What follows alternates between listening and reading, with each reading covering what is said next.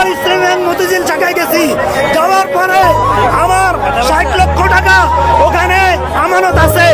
আমার প্রফিট ঢুকে প্রত্যেক মাসে, আমার ইন্স্যুরেন্সের টাকা পাও না, আমার লাভের টাকা পাও না, আমার আমানতের টাকা পাও না, আমার কোনো টাকা দিচ্ছে না। আমি 5,000 টাকা এই রমজান মাসে ইফতারের জন্য চেয়েছি, এই 5,000 টাকার সেটও পাস করে নাই। ম্যানেজার আমাকে গালিগালাজ করতেছে, স্টপিজ বলতেছে, এবং তার সহকারীরা আমাকে ধাক্কাধাক্কি করতেছে, আমার 5,000 টাকা দিচ্ছে না।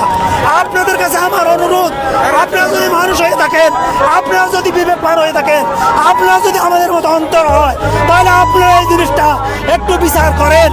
এই মাননীয় প্রধানমন্ত্রী, আপনি বিষয়টা বিচার করেন। হে অর্থমন্ত্রী, আপনি বিষয়টা বিচার করেন। হে গভর্নর, আপনি বিষয়টা বিচার করেন। হে প্রশাসক, আপনি বিষয়টা বিচার করেন। আমি এই রমজানের মাস আমার 60 লাখ টাকা ব্যাংকে থাকার পরে আমি 5,000 টাকা পাচ্ছি না। আপনাদের কাছে আমি বিচার চাই।